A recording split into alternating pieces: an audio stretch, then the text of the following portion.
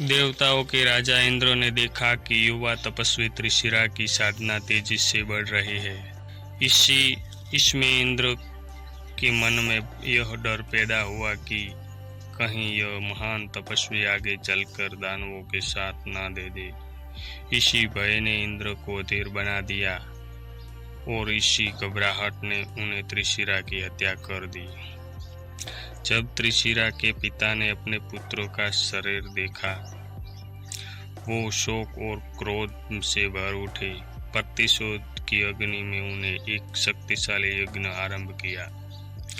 उसी यज्ञ की अग्नि से एक भयंकर अग्नि जन्मा। नागासुर वृतासुर का जन्म हुआ। उसका विशाल इतना डरावना रूप था कि पर्वत भी उसे फलनों से की छुप जाता था। आंखों में सिर्फ एक ही लक्ष्य था, देवताओं का विनाश। और सबसे पहले इंद्रकांत मृतासुर ने अपनी शक्ति से नदियों का प्रवाह रोक दिया, समुद्र को शांत कर दिया और धरती को भयानक सूखा फैला दिया। प्यास से तड़पते जीवों के चीखें चारों दिशा गूंजने लगी। कोई भी देवता उनकी शक्ति के आगे टिक नहीं सकता था। निराश देवताओं अंत में भगवान विष्णु की शरण में पहुंचे। विष्णु ने शांत स्वर में कहा कि कोई साधारण दैत्य नहीं है। उसे हराने के लिए ऐसा शस्त्र चाहिए जो किसी महान तपस्वी की हड्डियों से बनाया जाए। देवताओं ने तुरंत दधीचि ऋषि के पास पहुंचे और पूरी बात उन्हें बता दी। दधीचि मुस्कुराए और बोले कि यदि उनके शरीर का त्याग संसार की रक्षा कर सकता है तो यह देह रखने का कोई अर्थ नहीं।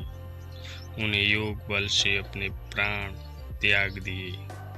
उनका शरीर भस्म हो गया और पीछे रह गई उनकी दिव्य तेजस्वी हड्डियां।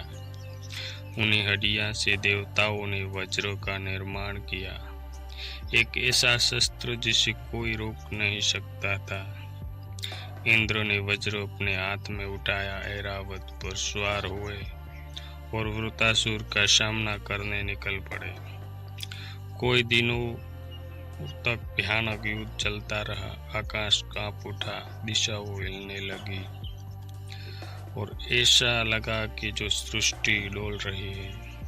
युद्ध के अंतिम क्षण में इंद्र ने अपनी पूरी शक्ति एकत्रित की और दिव्य वज्र को वृतासुर की ओर फेंक दिया। वज्र ने उसके कठोर शरीर को चीर दिया और एक गगनभेदी गर्जना के साथ वो विशाल नागासुर धराशायी हो गया। उसके गिरते ही नदियों के रास्ते खुल गए और रुका हुआ जल उमड़ गया और धरती हरियाली बन गई।